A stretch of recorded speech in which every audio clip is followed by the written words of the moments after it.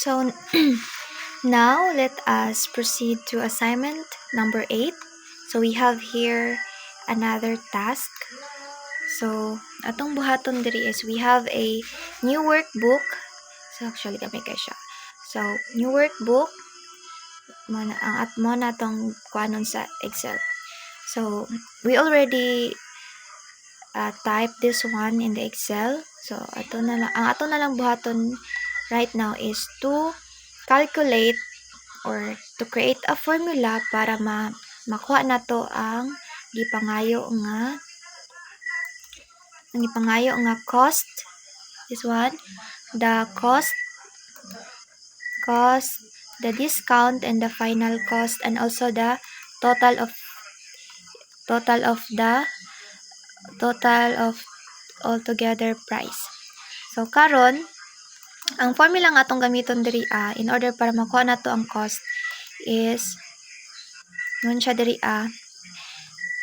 in cell D2, create a formula to calculate the cost using the following information. So ato ang price each atong i-multiply siya sa quantity ordered. So mo ni siya ang price. So mo ni siya ang mga toys nga gipang order nila. So here mo ni siya ang mga toys nga ilang ipang order and mo ni siya ang price no sa matag dulaan nga ilang ipang order. And here is the quantity, ang kadaghanon sa ilang ipang order.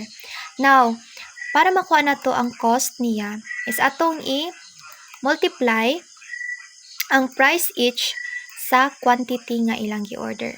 So, ngani na siya. So, ang price each, so sa barbecue Barbie doll is we have the 12.99. I-multiply na to siya sa quantity nga iyang gi-order. So, duha ka buok ang quantity nga gi-order niya.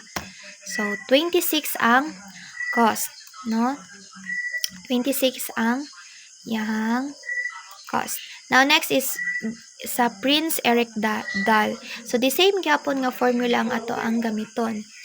No, ato lang gyapon i-multiply ang price each sa ordered, sa quantity ordered.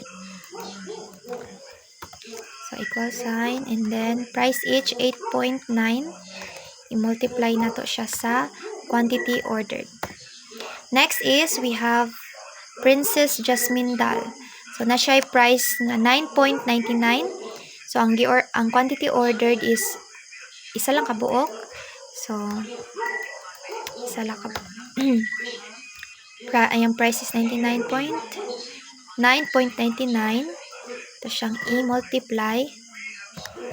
Ay.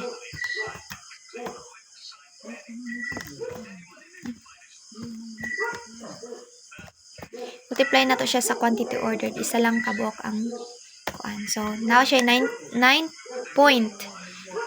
The same lang gihapon. No? So, the same lang gihapon ang iyang result. Next is we have Cinderella Coach. So, kay Cinderella Coach, we have 19.99 ang iyang price and ang iyang order is isa lang pod kabuok. So, multiply nato na siya sa quantity ordered. So, we have 20. And then, next is, ito, balik ko na natin siya. Was, multiply. Okay. So, 99 siya. 9.99. Next is, sa dulaan nga Spider-Man gloves, we have the price of 14.99 and then ang quantity ordered is 3 ka buok. And then multiply to quantity ordered. So mo ni siya ang ilahang cost no sa matagdulaan nga gipamalit nila. Then next is ato ang napod i-kuan ang i-compute na pod nato ang discount. So, we will create another formula para ani. So ang formula nga atong gamiton no is 7%, no, kining 7% of cost No, 7% i-multiply na to sa cost. No? So, para makuha na tong discount, so, tag 7%, i-multiply na to siya sa cost. No, kini, multiply na to siya. So, na siya, yung discount is 1.8186. So, mo na yung discount. Next is, same lang gihapon nga process or formula nga atong gamiton. Ato lang gihapon gamiton ng 7%, then i-multiply na to siya sa cost. Okay. 7%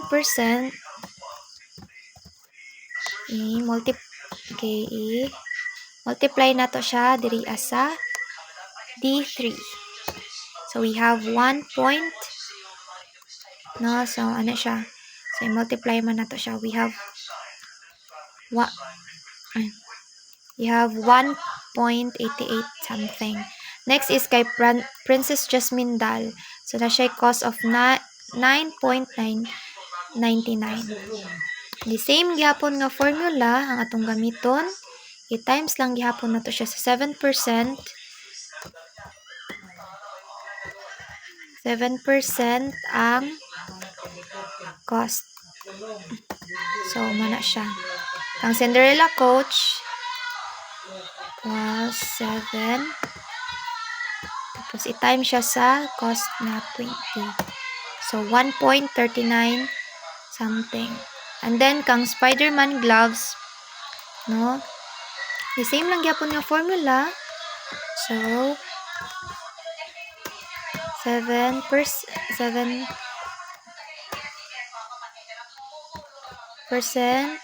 and then nato siyang i-multiply into 45 cost. So, we have 3.1479. Now, proceed ta sa cell F. So, we have the final cost. No? So, ato na po i-total or ato na po i-compute and we will create another formula para magawas ding final cost. So, ang formula nga atong gamiton para ani is so, ang cost is ato siyang i-subtract sa discount. So, we will use the operation nga subtraction.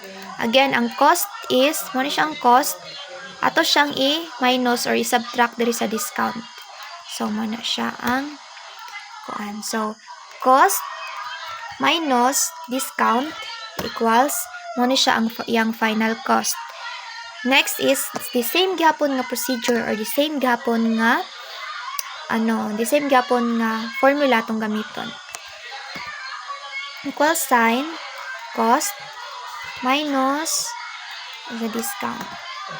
So, mora gyapon na siya ang ato ang formula nga gamiton. Minus discount. Next, Next is enter, and then same gihapon, mara gihapon ang ato ang gamiton. Minus so, mani siya ang ihang final cost. Now, lastly, ang atong buhaton is sa P7 or sa cell P is ato ang i-add, no? We will create a formula that will add together all the price each figures. So, syempre, kaya ato man i-add na to ni siya tanan kung pila ni siya tanan, magamit ta og addition, no?